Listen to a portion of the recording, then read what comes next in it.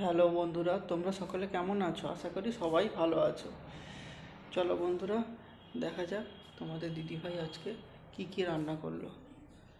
চলো তাহলে রান্না করে যাই, সেখানে গিয়ে দেখবো তোমাদের দিদিভাই কি রান্না করেছে। বন্ধুরা এখানে দেখো, বেগুন আর টমাটম পোড়া, এটা হচ্ছে মাখা হবে। তোমরা বলো কারা কারা এটা খাও? আমার তো খুব ভালো লাগে। তাহলে বলে ফেলো আর কি রান্না হচ্ছে আজকে।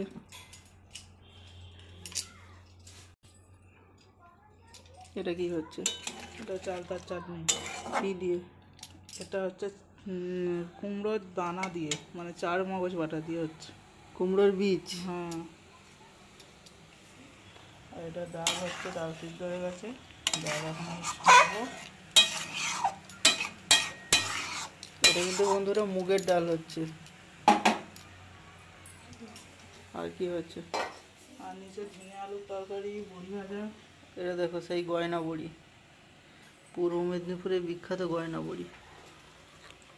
এটা গয়না বড়ি, আর এর নিচে আছে, এটাকে বলা হয় বাতাসা বড়ি। বাতাসার মতন দেখতে খানিকটা, সেই জন্য বাতাসা বড়ি। এটাও খেতে ভালো লাগে। বন্ধুরা এটা দেখো, এটা কি হচ্ছে?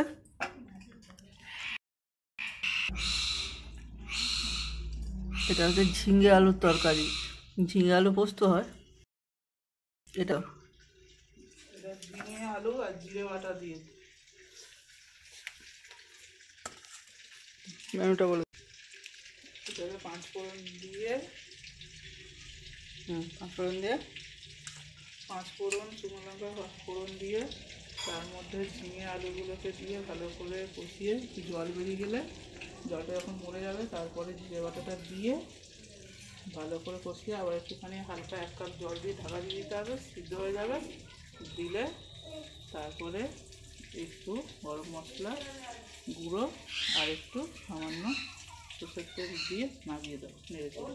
ব্যাস, এটা হচ্ছে ঝিঙে আলু তরকারি হয়ে যাবে। আর এখানে রয়েছে ভাত, তার সঙ্গে আলু মাখা আছে।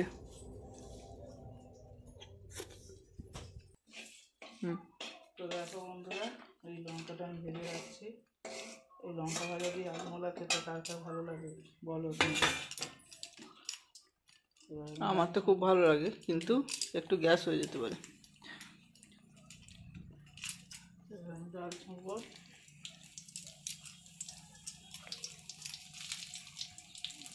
দেখতে থাকো বন্ধুরা। এটাতে আমরা জিরে ফোড়ন দিই।